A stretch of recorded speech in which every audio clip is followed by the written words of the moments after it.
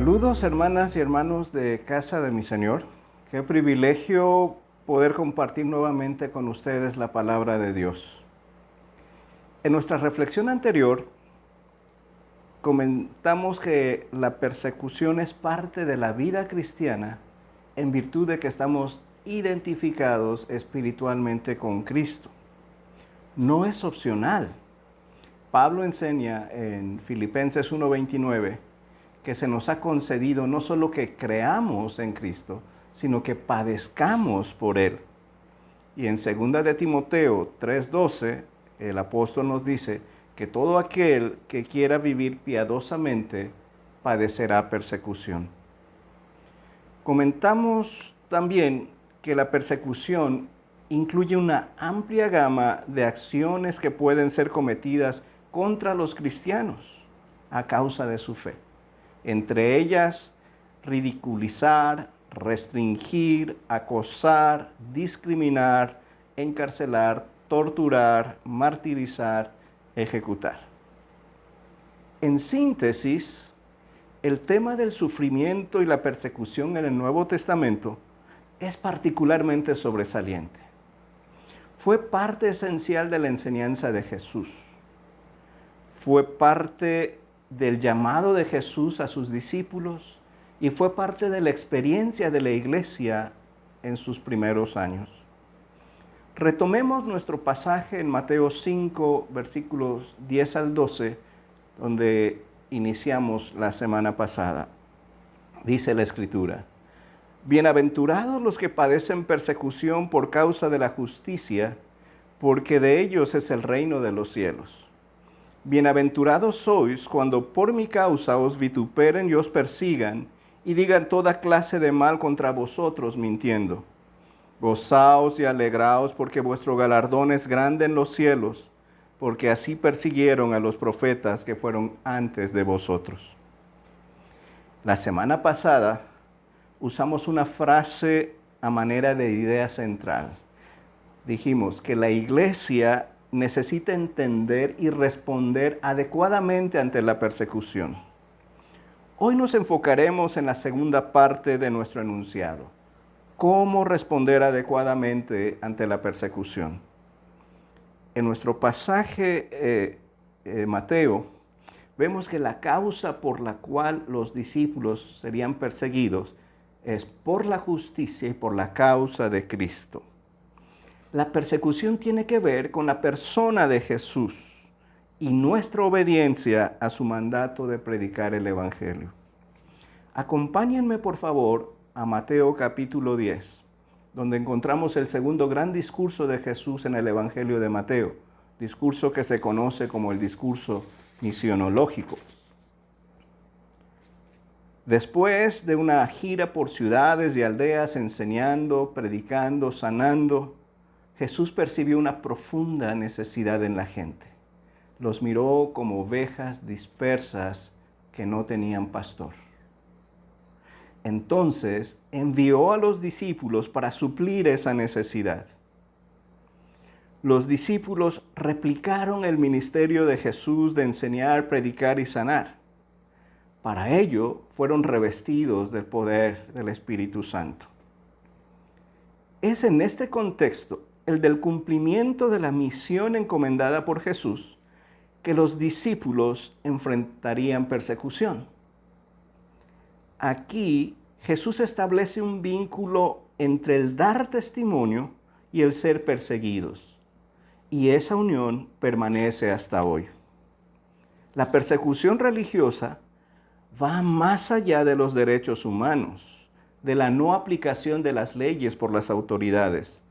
Tiene que ver con dar testimonio de Jesús con fidelidad y como consecuencia padecer persecución.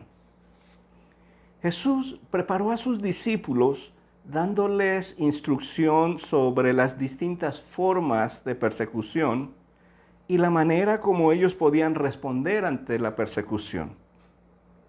Si están con sus Biblias en Mateo 10, vamos a ver cómo Jesús usa algunos términos, algunas palabras que nos van mostrando el proceso creciente de hostilidad hacia los discípulos. Y la primera palabra está en el versículo 14. Dice, y si alguno no os recibiere, no los recibirían.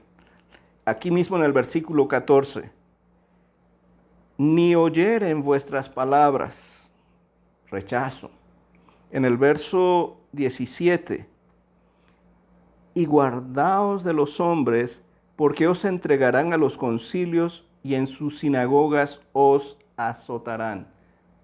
Entregar a los concilios, detener, azotar. En el verso 23 leemos, cuando os persigan en esta ciudad, huid a la otra. Persecución, perseguir. Y en el verso 28 dice Jesús, y no temáis a los que matan el cuerpo. Muerte. Así que vemos una progresión en la hostilidad hacia los discípulos. Impedir la predicación, rechazar el mensaje, detenerlos, abusar de ellos, perseguirlos y matarlos.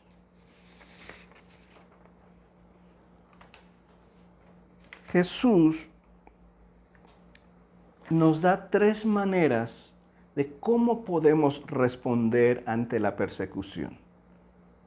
Y vamos a reflexionar brevemente en esas 3 maneras de responder ante la persecución en base a Mateo 10. Y la primera forma como Jesús enseña a sus discípulos a responder ante la persecución es con prudencia. En un contexto de hostilidad, la prudencia es muy necesaria. Podemos considerar 2 formas como se expresa la prudencia. En el verso 16, Jesús dice, he aquí yo os envío como ovejas en medio de lobos. Sed pues prudentes como serpientes y sencillos como paloma. Necesitamos ser prudentes en la forma de reaccionar. Cuando Jesús habla de enviar a sus discípulos como ovejas en medio de lobos y que fueran sencillos como palomas, nos recuerda algo, que tanto la oveja como la paloma son símbolos de animales inofensivos. Por lo que la enseñanza, el reto es no responder con agresión la persecución, el maltrato. Pero también necesitamos prudencia en cómo actuar. Jesús dice a sus discípulos que deben ser prudentes como serpientes. Esto nos lleva a considerar el discernimiento. ¿Cuál es la mejor forma de actuar en estos contextos? Una expresión de prudencia es lo que Jesús mismo nos dice aquí en el verso 23. Huid a otra ciudad. Entonces, la primera manera, sean prudentes en su forma de reaccionar, sean prudentes en su forma de actuar. La segunda forma que Jesús enseña a sus discípulos a responder ante la persecución es la discreción, el discernimiento. En el verso 17 leemos, y guardaos de los hombres. Necesitamos tener cuidado con la forma en que damos testimonio. Debemos ser sensibles a la cultura y a los temas controversiales de las personas o comunidades a donde vamos a predicar. No debemos provocarlos ni buscar nuestra propia destrucción. Esto es muy importante porque entonces no sería persecución. Puede ser una respuesta agresiva ante una provocación, pero no es sufrir por el Evangelio y nuestra fidelidad a Jesús. La tercera forma como Jesús nos enseña a responder ante la persecución es teniendo coraje. 3 veces en el texto encontramos la expresión no tengan miedo. Los versos 26, 28 y 31. Jesús anima a sus discípulos para que puedan enfrentar la persecución sin temor Y esto era muy natural, porque aquí Jesús nos enseña que Dios juzgará a los perseguidores, según el verso 26. Dice en el versículo 26, así que no los temáis, porque nada hay encubierto que no haya de ser manifestado, ni oculto que no haya de saberse. Dios juzgará a los perseguidores. Qué reconfortante es saber eso. No tenemos que tomar venganza por nosotros. Dios se encargará de ello. Lo segundo es que no pueden destruir lo verdaderamente valioso. En el verso 28 dice, y no temáis a los que matan el cuerpo, mas el alma no pueden matar. Temed más bien a aquel que puede destruir el alma y el cuerpo en el infierno. Y también Jesús habla del cuidado amoroso de Dios. Dice, ¿no se venden 2 pajarillos por 1 cuarto? Con todo, ni uno de ellos cae a tierra sin vuestro Padre. 3 maneras cómo responder ante la persecución: la prudencia, el discernimiento y el coraje. Jesús enseñó y preparó a sus discípulos para enfrentar la persecución con su propia actitud hacia el sufrimiento. Jesús no buscaba su propio confort. Él estuvo dispuesto a pagar el precio por cumplir la misión que Dios le había dado. En todas las cosas Jesús buscó agradar a Dios. Podemos concluir la enseñanza de Jesús recordando sus palabras en Juan capítulo 15, en el verso 20. Acordaos de la palabra que yo os he dicho. El siervo no es mayor que su Señor. Si a mí me han perseguido, también a vosotros os perseguirán. Ahora, hermanos, como iglesia local, es imperativo reflexionar en cómo estamos nosotros reaccionando ante el tema de la persecución. Hay una declaración que tiene que ver con el tema del sufrimiento y la persecución en la vida cristiana, que se conoce como la declaración de Bad Urach, y describe 3 grandes retos que el sufrimiento y la persecución presenta a la iglesia. Y el primer reto, dice, es recordar. La iglesia no siempre recuerda a sus hermanos y hermanas que sufren persecución por su testimonio y fidelidad a Cristo.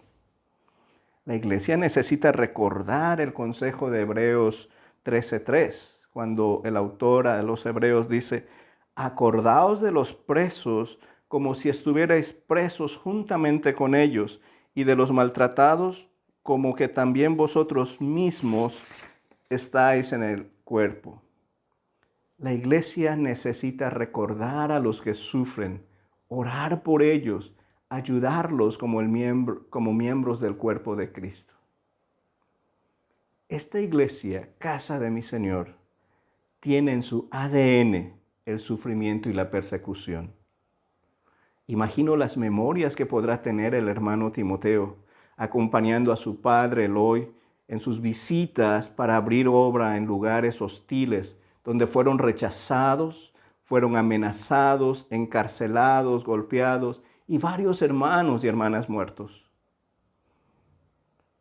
Para mi sorpresa, encontré una tesis de la Pontificia Universidad Javeriana en Bogotá, y el título de la tesis es La persecución religiosa en Colombia, la experiencia de Eloy e Isabel Anderson, escrita por el señor Lucas Abadía Suárez.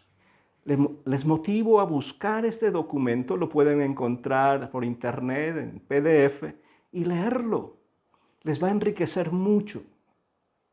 Yo los desafío a, como iglesia, respondan recordando a aquellos que sufren. Formen un grupo de intercesión, de oración por aquellas iglesias que padecen persecución. Intercedan por ellos. Pero no solamente en grupos pequeños, sino quizá hay que abrir un espacio en el culto, en la liturgia de la iglesia, para tener un momento de intercesión por aquellos que padecen por causa del Evangelio. El segundo reto para nosotros como iglesia es entender. El desafío del entendimiento deriva de la compleja mezcla de elementos como el ancestral conflicto cósmico espiritual y los factores sociopolíticos, religiosos y económicos actuales. Todo esto produce sufrimiento, persecución, martirio, especialmente en aquellos 64 países de la lista de países perseguidos, donde habitan 2/3 de la población mundial. Un artículo del 31 de julio de 2019 en el sitio web Protestante Digital habla de los casos de persecución en Colombia y menciona la zona de Buenaventura como la zona de mayor persecución religiosa en Colombia. Y solamente en el año 2019 se registraron 8 ataques violentos a hermanos y hermanas, 2 iglesias destrozadas, un líder asesinado y múltiples amenazas y extorsiones. Ya la semana pasada mencionaba los 3 tipos de persecución religiosa que se dan habitualmente aquí en Colombia. ¿Quién está documentando estos hechos de persecución a fin de compartirlos con todas las iglesias y ser movilizada la iglesia en Colombia por la oración y la intercesión a favor de los que sufren?